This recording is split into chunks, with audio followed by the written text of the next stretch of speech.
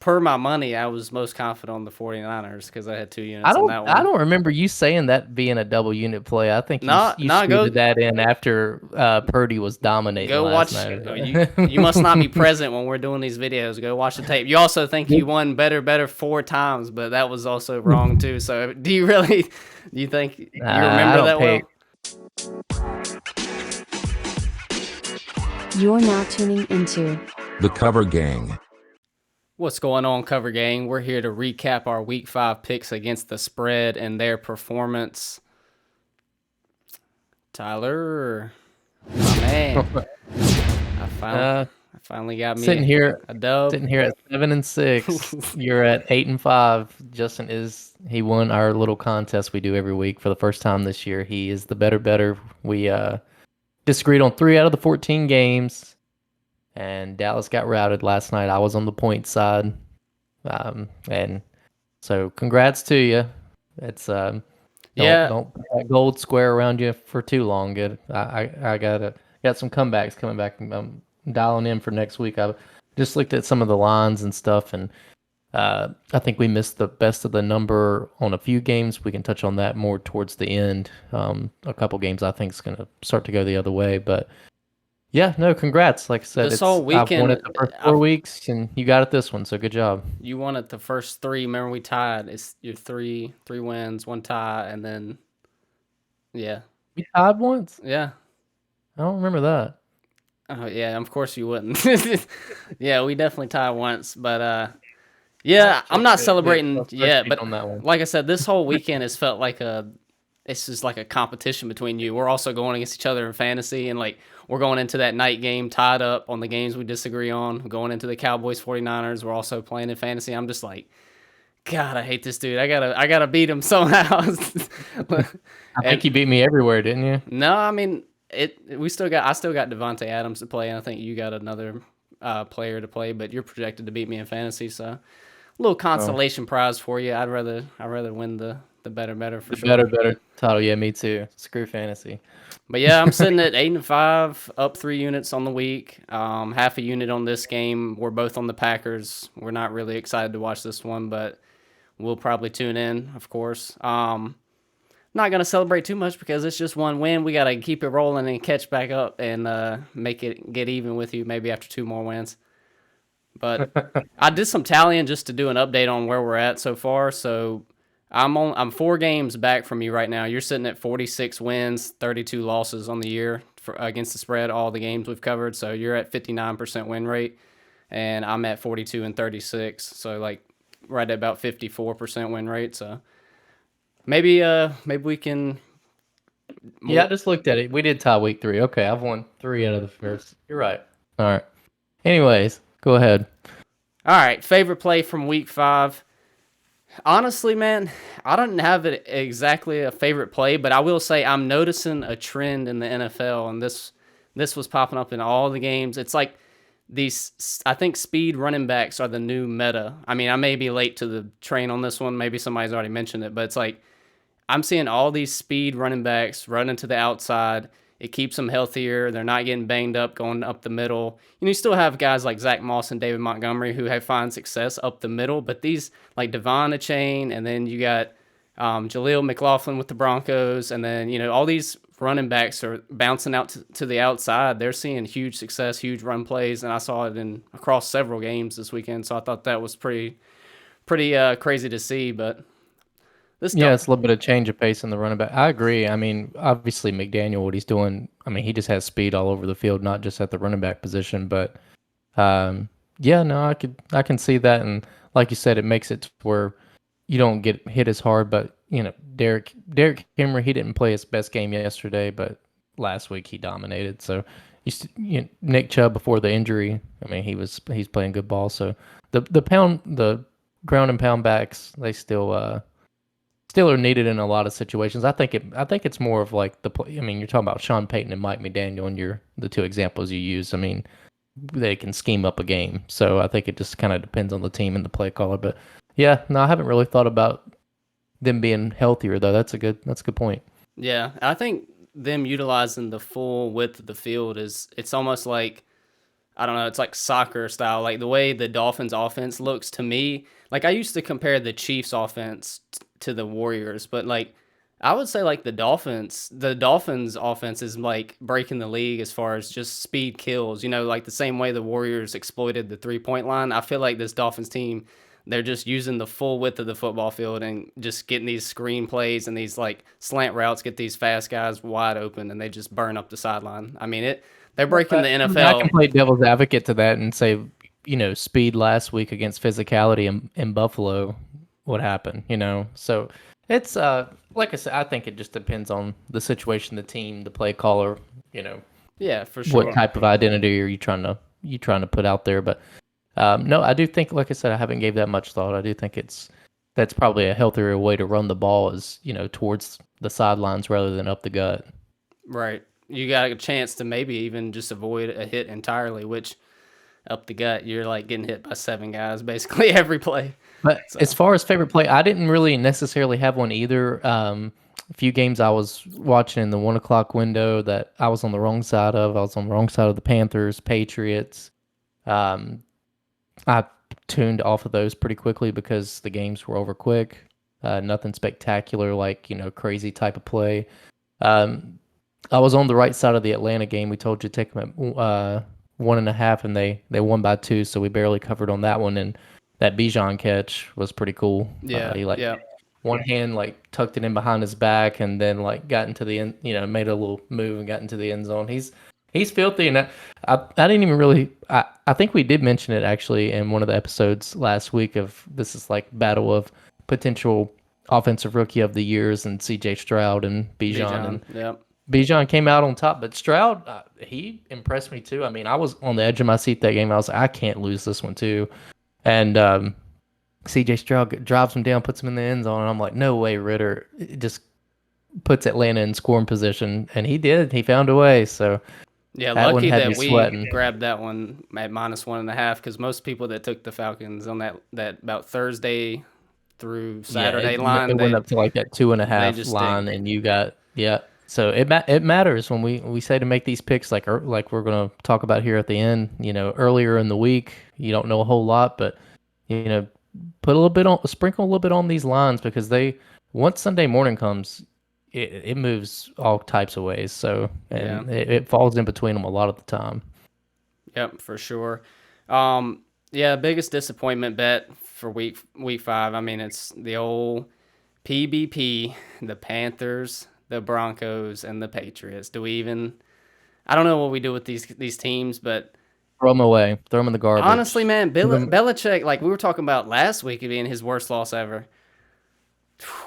I mean, Dennis I Allen on just the road coming into Foxborough after getting blown out and then get blown out again, just shut out. Like, whoo, like yeah. Belichick. It Is there a I'm world so where done. Belichick is actually in trouble, like for his job, or no? No world.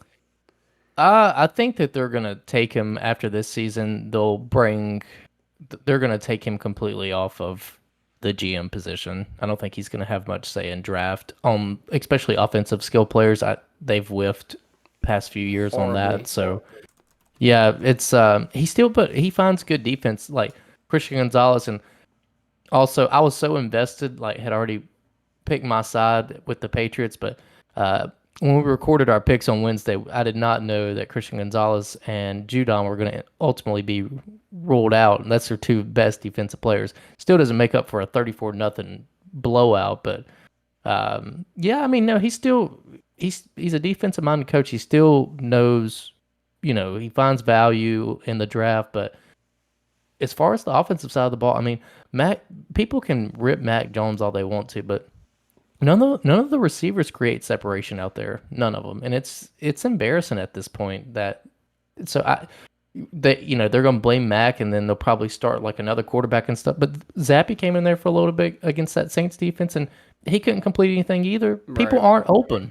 It's just Bill grew up in an era and like he adapted for a while, but maybe he is just too set in his ways, and he needs to bring somebody in to New England, or I think if he departs from New England, he will retire a Patriot. But he's got to bring like somebody young and like a Shane Steichen, type of guy to run the offense and and get their 2 cents as far as the draft. Like, who do we need to go out and get? Because it's not working. It hasn't been working since Brady left. It's not working for covering the spread either, and that's what we're here to do. Yeah, and that's what's killing us. Yeah, like honestly, man, do we need to make a heat map? Because last year we had this heat map at the end of the year, and we showed like who we took every week, and if we lost or won that pick, and like we had certain teams that we just straight died on the hill for. Like I would die for the Texans, and they went like 1-11 against the spread, and it's at some point. And it's like if we tied up the Panthers, the Patriots, and the Broncos right now, we'd be 1-10 or something, like 1-12 or something. I mean, we'd be.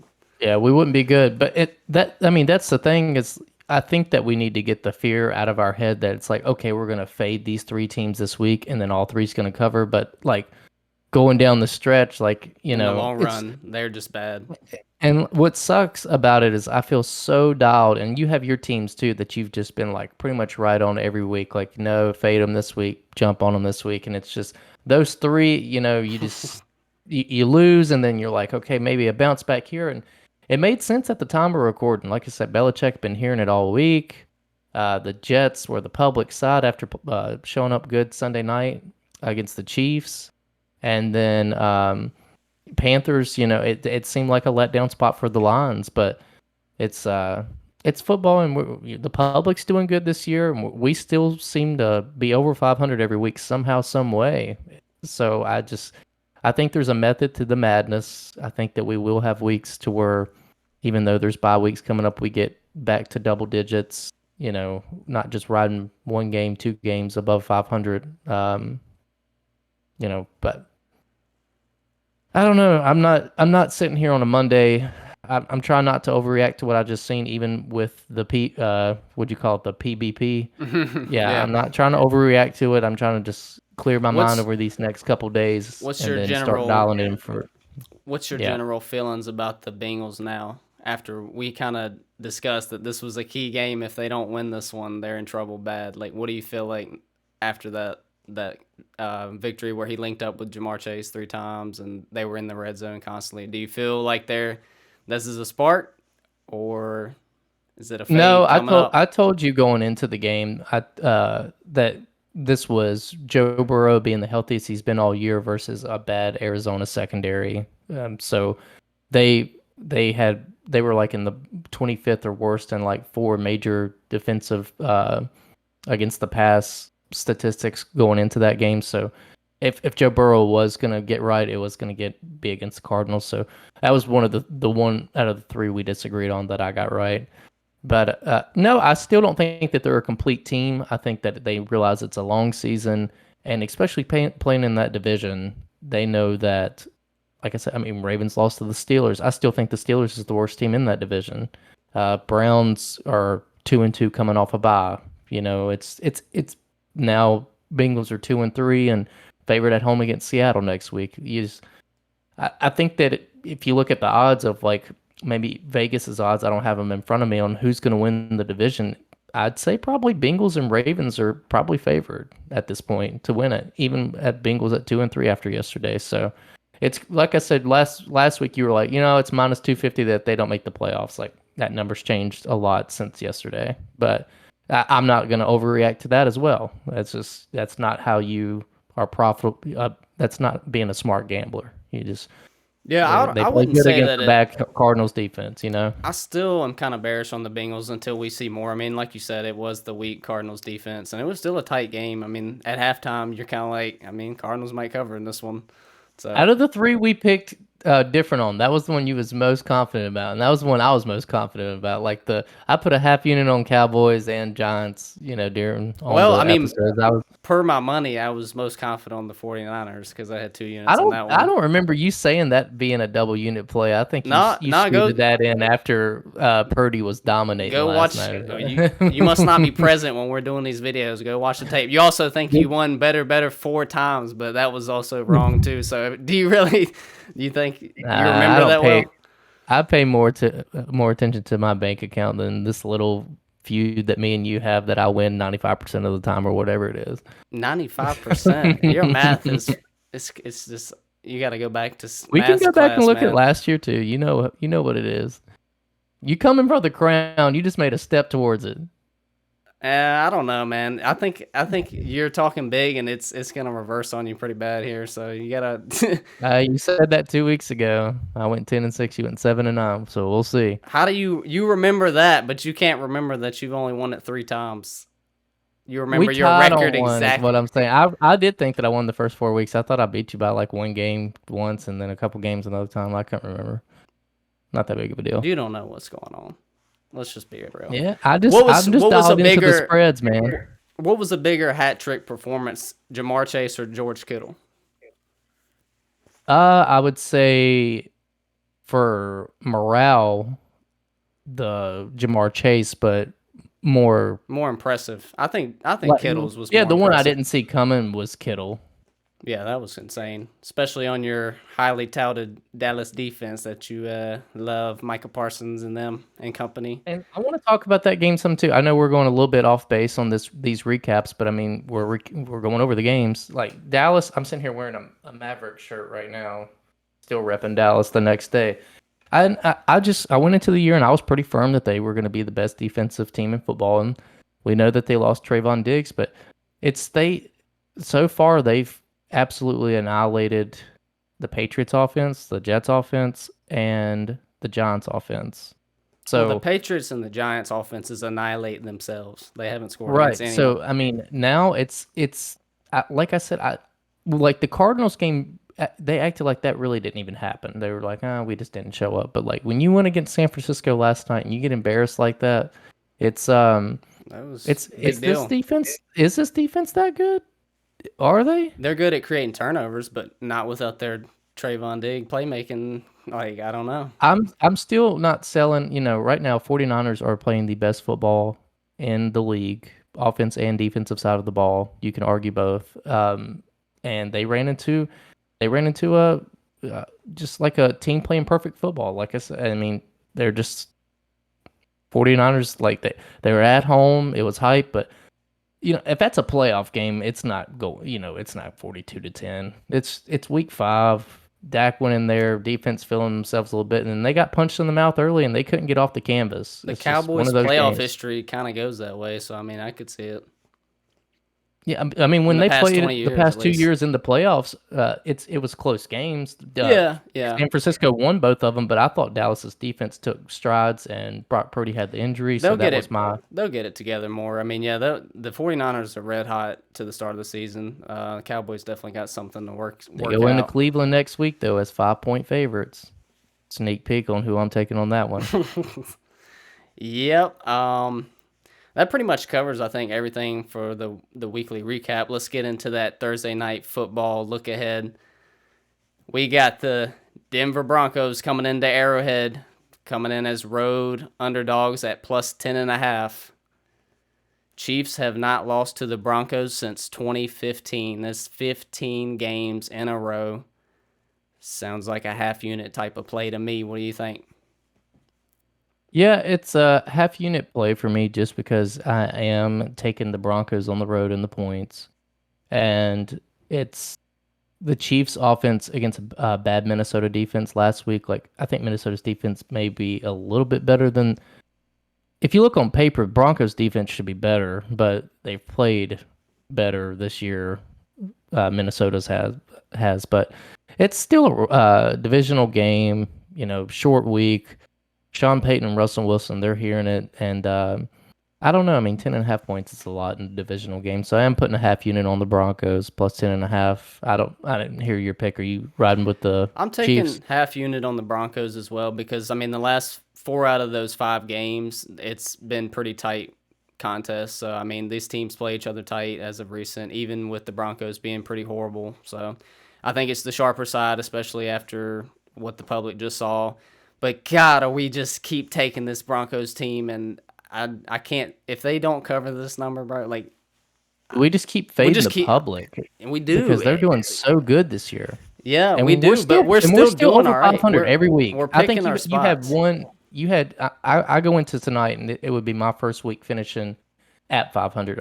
If Packers lose by more than two, what is it, 2 points or 2.5 points, whatever, I can't remember what's on the We spreadsheet. I have just know what I got it at. half a point of them as the favorite. That's how much it's swung out of our favor. Yeah. Well, I got I placed it at 2.5. I waited on that one, but yeah, at the time of recording, that's what we're going by. But anyways, I would finish at 500 if Packers don't cover. So, but that's to start off the season and the public doing this well, and like that being a big part of, me what not we do. overreacting and letting everybody else overreact is telling that I think that as we get deeper into the middle of the season, injuries pile up, and the public still remembers like, oh, San Francisco played so good against Cowboys on that Sunday night, but they're down a couple players. We're just taking it week by week. Look, hey, we'll take 55%, 60% win rate any day of the week, and that's where we're at. Yeah, so and we're doing good. Like I said, I mean, Pat, I felt like yesterday I lost, but I'm up a game. I lost to you in our little thing, but like I felt like I was gonna turn. Just the way everything was playing out, I thought that I'd be down money. I'm not. I'm up right now. If Packers lose, I pretty much washed this week, and yeah. So I mean, I'm not. I'm just frustrated in PBP right now, and I'm trying not to. Like I said, I just picked the Broncos again, but like I'm not trying to overreact. But like I said, I need a day or two of no football to get my mind right. I feel like it's gonna be hard not to take the Patriots and the Panthers this week too. Like it's just their spreads are so enticing, but they just suck. So it's like I could we see get myself baited taking in. New England more than I could the Panthers this week. But I don't know we'll what see. to do because now that Belichick, we played the angle that he's gonna bounce back after that, and then it happens again, even worse. It's just like. Yeah, Ghost plays in Josh McDaniels. He'll have a little bit of. I don't know. It's crazy. I don't know where I Like, stand on that we're game yet. talking We'll see about- how the Raiders play tonight. We're talking about Belichick on the road, on the look ahead, on the road +3 in Vegas. Like, what is? It's cuckoo. Oh, but before we get off here, a couple lines. So, I think that you've already missed out. We're recording this Monday before the Monday night game. I think you've already missed out on the best of the Colts and the Titans. I sprinkled a little bit on Titans. They opened up at actually 4.5. I didn't get it at 4.5, but I got it at 4. It's down to 3.5, looking like it might go to 3 against the Ravens. Colts, they don't know if Anthony Richardson is playing next weekend, so I didn't put as much on that one as I did the Titans at the 4. But and if some bad news comes out or injury report, I'll just buy myself out of it. But yeah, the Titans, Ravens. No, what's the other game I just said? The Colts, Jaguars. Jaguars. Yeah, I think that one's starting to come down towards. I think Colts opened up at like +5, and it's come down to like 4 now. It's at like 3.5. Yeah, it's come down pretty good. Yeah, so. But one that I seen before we came on is you can still get the +7 and the Jets against the Eagles at home. So I think it'll go more towards that way. So like if we be patient, I think we might can get 7.5 on that. I disagree. I think it'll be more like 6.5, 6. It opened at 6.5, 6, and it's went towards 7. But yeah, but it could reverse. I looked at through all sports books and only one was offering 7. So I don't know. I could just see by the end of the weekend. But we'll talk more about that on the Wednesday. All the picks that we're making and see what. But I could see that one going back. I just don't see them being favored by a full touchdown at home after almost beating the Chiefs and then doing what they've done against Denver. I think it'll come down. So and Philadelphia is looking great right now. So the public's going to come in on them. Yeah, but. Yeah. That's what's pushed it, I think, to 7. But definitely some look-ahead potential this week. There's a lot of dogs with some good numbers, and they're coming down, so look out for that for sure, like Tyler said. But that's pretty much it for our recap. Tune in Wednesday night for our Week 6 picks against the early games and the late games. Cheers to another profitable week against the spread. Thanks for watching. As always, Tyler coming back for his crown. Tune in Wednesday. Don't listen to him. He's not coming back for anything. You never had it. You can't come back for something you never had. Let's cover the spread. Peace. Peace.